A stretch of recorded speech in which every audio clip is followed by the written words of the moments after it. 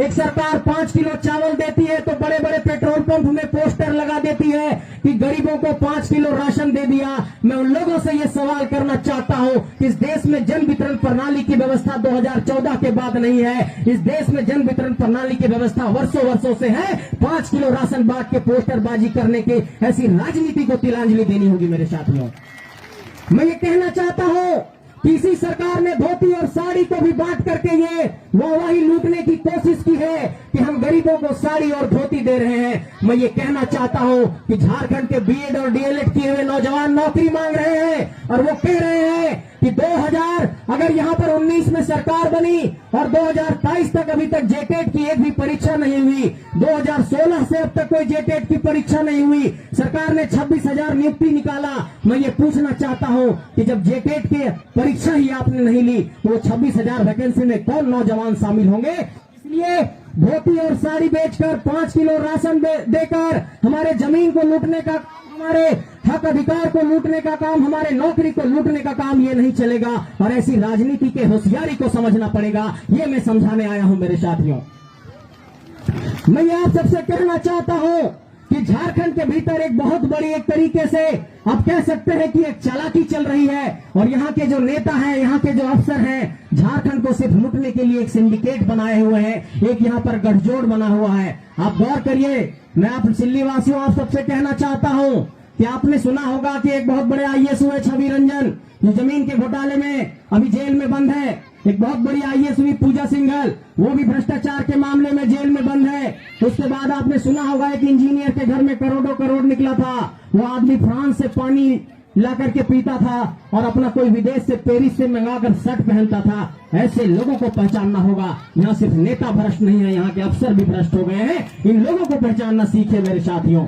मैं ये आप सबसे कहना चाहता हूँ कि सिल्ली की धरती पर मैंने ये देखा है कि जो लोग लगातार 1985 को समर्थन देते रहे, 1985 की स्थानीय नीति बनाने वाले सरकार के साथ खड़े रहे, वही लोग आज जब 32 की आवाज बुलंद होने लगी तो कहते हैं कि हम भी 32 के साथ हैं, हम भी 32 के साथ हैं। ऐसे लोगों को पहचानिए मेरे साथियों। ऐसे लोग दोहरे चरित्र वाले लोग हैं और कई लोगों को मैं देख रहा हूँ कि कुछ लॉलीपॉप दे रहे हैं, कुछ बस वगैरह चला करके फुसलाने की कोशिश कर रहे हैं।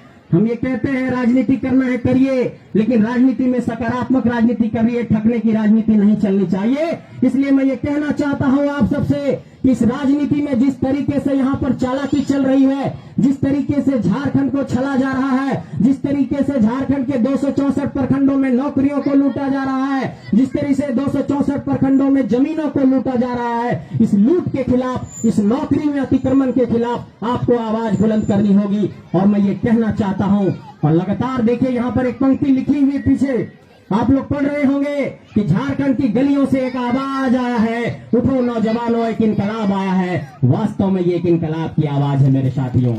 नहीं तो हम जैसे साधारण नौजवान के पास ये ताकत नहीं थी, हम लोगों के पास इतनी ताकत नहीं थी। चाहे देवेंद्र भाई हो, चाहे जयराम भाई हो, चाहे मनोज भाई हो, चाहे मैं हो, चाहे बबन भाई हो, चाहे योगेश भाई हो, चाहे हमारी पूजा हो, चाहे बेबी हो, हम लोगों के पास इतनी ताकत नहीं थी कि झारखंड के गलियों गलियों में जाकर के आंदोलन को इतना बड़ा कर देते। ये आप लोगों का सहयोग और समर्थन रहा है, ये झारखंड की पीड़ा और वेदना रही है, ये झारखंड का दर्द रहा है कि ये आंदोलन इतना बड़ा हुआ है। इसलिए मैं आप सबसे कहना चाहता हूँ कि इस इनकलाब की आवाज में साथ दीजिए। ये एक नए दौर के इनकलाब का आवाज है, ये झारखंड के इनकलाब की आवाज है, ये झारखंड के इनकलाब की आवाज को नहीं रुकने दीजिएगा। आप लोगों से ये पूछना चाहता हूँ कि क्या इस इनकलाब में साथ मिलेगा? इस आंदोलन में साथ देंगे आप सब? एक बार जोर से हाथ उठाइए माँ दीदी लोग। ये एक आंदोलन है झारखंड को बचाने का, कोई समझ रहा नहीं कोची का आंदोलन है से। एक बार हम ठेठ भाषा में समझाइए दो। यो बात ही है कि झारखंड बन रहे 15 नवंबर 2000 के बिहार से अलग होकर एक नया राज्य बन रहे और यहाँ पर के नौजवान कहले थी कि यहाँ पर जब फॉर्म भरो ये हमीन परीक्षा दे ले, नौकरी करे ले, तो यहाँ पर हमीन की प्राथमिकता मिले चाहिए। प्राथमिकता मतलब कि पहले हमार नौकरी होवे चाहिए, पहले अपना पुत्र को खिलाएंगे तब ना दूसरा का ख्याल रखेंगे। लेकिन यहाँ की सरकार क्या कहती है कि नहीं बाबू 100 में 60 तुमको देंगे, 40 दूसरे को दे देंगे। 40 दूसरे को क्यों देंगे? 40 जिसको लेना था उसका अपना बिहार है, उसका अपना उत्तर प्रदेश है, उसका अपना उड़ीसा है, उसका अपना पंजाब है, उसका अपना बंगाल है। और कई लोग ये कहते हैं कि बाबू लोग इन लोग आ गया है राजनीति करने लगता है, विधायक सांसद बनना चाहता है, इन लोग क्या कर लेगा देख लेंगे। उन्हीं लोगों को ये चैलेंज करना चाहते हैं कि जाकर के बंगाल में चुनाव लड़के दिखाइए, जाकर के पंजाब में चुनाव लड़के दिखाइए, जाके महाराष्ट्र में चुनाव लड़के दिखाइए, जाके उड़ीसा में चुनाव लड़के दिखाइए। झारखंड के लोगों को सस्ता समझते हैं क्या कि हम अपने उनके वोट को खरीद लेंगे, उनके वोटों पर एक तरीके से अतिक्रमण करके हक अधिकार को कुचलने का काम करेंगे। ये झारखंड में चल रहा है मेरे साथियों, इसको समझना होगा। और कई लोगों ने ये कहा है कि बाबू इतने बड़े बड़े पूंजीपतियों से कैसे लड़ोगे, इन महारथियों से कैसे लड़ोगे, इन मठाधीशों से कैसे लड़ोगे, इन हिंडालकों में आगे पीछे करने वाले लोगों से कैसे लड़ोगे। हम लोगों ने ये कहा है कि हम हौसले और बुनियाद पर लड़ेंगे, जज्बे की बुनियाद पर लड़ेंगे, आत्मबल के बुनियाद पर लड़ेंगे। लड़ने के लिए पैसा नहीं, हौसले की जरूरत है, और ये हौसला हम लोगों के पास है। कई लोगों ने यह भी मजाक उड़ाया कि देखते हैं इन लोग कितना दिन कर लेगा, लेकिन उन्हीं लोगों को यह जवाब देना चाहते हैं कि 21 दिसंबर 2021 को यह आंदोलन शुरू हुआ था, और आज देखिए 2023 में हम लोग हैं, सितंबर का महीना है, यह आंदोलन लगातार चल रहा है। तमाम केस मुकदमे किए गए, जहां भी गए FIR दर्ज हुआ, लेकिन पुलिस की कलम से भी यह आंदोलन नहीं रुका। इसलिए पुलिसकर्मी के साथियों, यहाँ पर प्रशासन के भी लोग हैं, आप लोगों से भी कहना चाहते हैं कि अंदर अंदर इस आंदोलन को साथ दीजिए।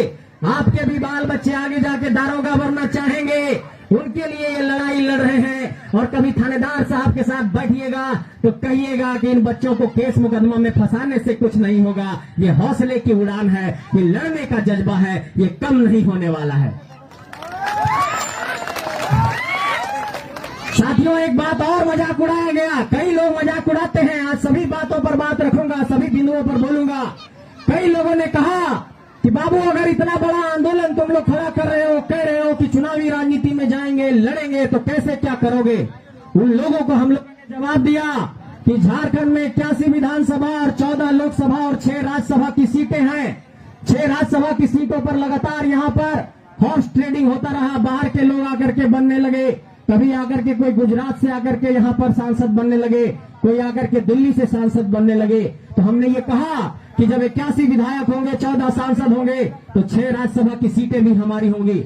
हमने इस बात पर जवाब दिया कि कैसे बनाएंगे, कैसे नेता निकलेगा। इस बात का उदाहरण प्रस्तुत किया कि झारखंड के हमने सभी सभाओं में ये बात कहा है, सिल्ली की धरती पर भी ये बात कह रहा हूँ। यहाँ कई पंचायत के चुनाव में भाग लेने वाले अभ्यर्थी होंगे, कई मुखिया होंगे, कई जिला परिषद भी आए होंगे। उन लोगों तक ये संदेश देना चाहता हूँ कि इसी झारखंड की माटी ने 2010 में, 2015 में, 2022 में झारखंड में 4345 पंचायत है, 536 जिला परिषद के सीट हैं, 5321 पंचायत समिति के सीट हैं। आपने सभी सीटों पर जिला परिषद के अध्यक्ष को भी जिताया है, आपने सभी पंचायतों में पंचायत के प्रमुख को भी जिताया है। मैं ये कहना चाहता हूँ कि अगर 24 हम लोग जिलों में जिला अध्यक्ष बना सकते हैं जिला परिषद का, 4345 पंचायत में मुखिया बना सकते हैं, 536 जिला परिषद बना सकते हैं, तो 81 विधायक, 14 सांसद भी इसी माटी से निकलेगा मेरे साथियों।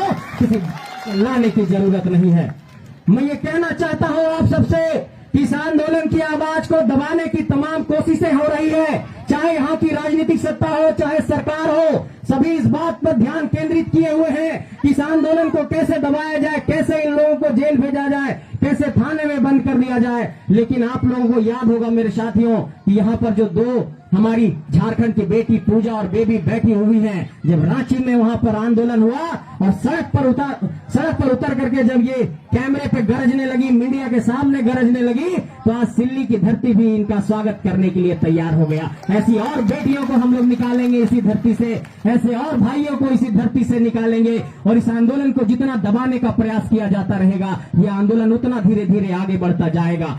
मैं ये कहना चाहता हूं आप सबसे कि झारखंड को बचाने के लिए झारखंड के तमाम इलाकों में हम लोग संगठन का भी निर्माण कर रहे हैं, संगठन को भी बना रहे हैं। और मैं ये कहना चाहता हूं कि अगर आप दूरदृष्टि से गौर करेंगे तो जो भी यहाँ पर राजनीतिक दल है वो जाकर के राष्ट्रीय राजनीतिक दलों के गोद में बैठे हुए हैं। जिसकी सरकार है वो एक दिल्ली के राजनीतिक दल के साथ, राष्ट्रीय राजनीतिक दल के साथ गोद में है, और एक बिहार के राजनीतिक दल के साथ गोद में है। और जो यहाँ पर जो लगातार राजनीति करते रहे हैं, लंबे समय से यहाँ का नेतृत्व करते रहे हैं, उनकी भी एक पार्टी है, वो भी जाकर के दिल्ली वालों के साथ गोद में बैठे हुए हैं। ऐसे में एक मुश्किल परिस्थिति ये है कि झारखंडी माटी की बात करने वाले यहाँ पर हमारे पास अपना कोई संगठन नहीं है, अपना कोई दल नहीं है। इसलिए आप लोगों को 100% खाटी झारखंडी मानसिकता वाला, 100% झारखंडी भावना वाला अपना एक टीम खड़ा करना होगा, अपना एक संगठन खड़ा करना होगा। और ये दारोमदार सिल्ली की माटी पर छोड़ता हूँ, ये दारोमदार यहाँ के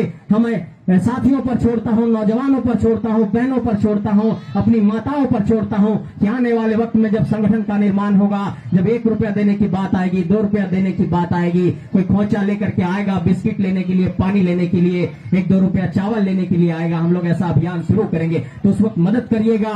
कई जगहों पर रैलियां होगी तो लोगों को खिलाना पिलाना पड़ेगा, लोग भूख जाते हैं, उन लोगों को कुछ ना कुछ चावल दाल सब्जी खिलाना पड़ेगा। हम लोग इन सब सारी चीजों का दान लेकर के इस संगठन को खड़ा करेंगे। इसलिए मैं ये कहना चाहता हूँ कि इस आंदोलन की आवाज को अगर नहीं आज हम लोग बदले, इस आंदोलन की आवाज को अगर हम लोग दिल्ली तक नहीं पहुंचाए, अगर इस आंदोलन की आवाज को अगर रांची तक नहीं पहुंचाए तो ये सवाल बार बार खड़ा होता रहेगा।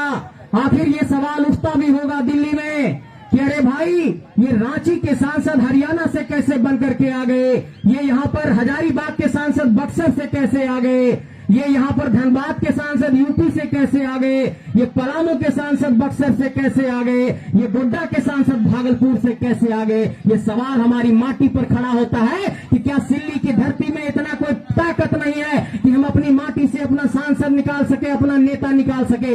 इसलिए आपको ये सोचना होगा मेरे साथियों, और अपनी माटी से नेतृत्व का कौशल पैदा करना होगा, अपनी माटी से अपना नेता निकालना होगा।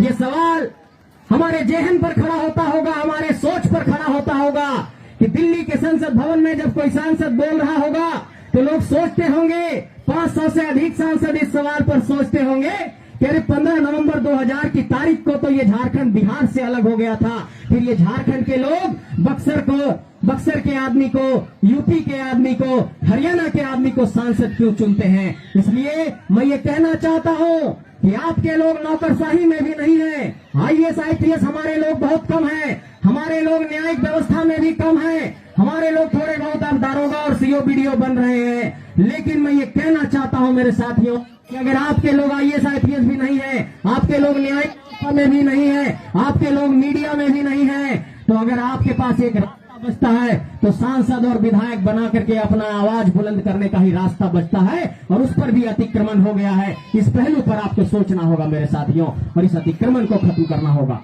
मैं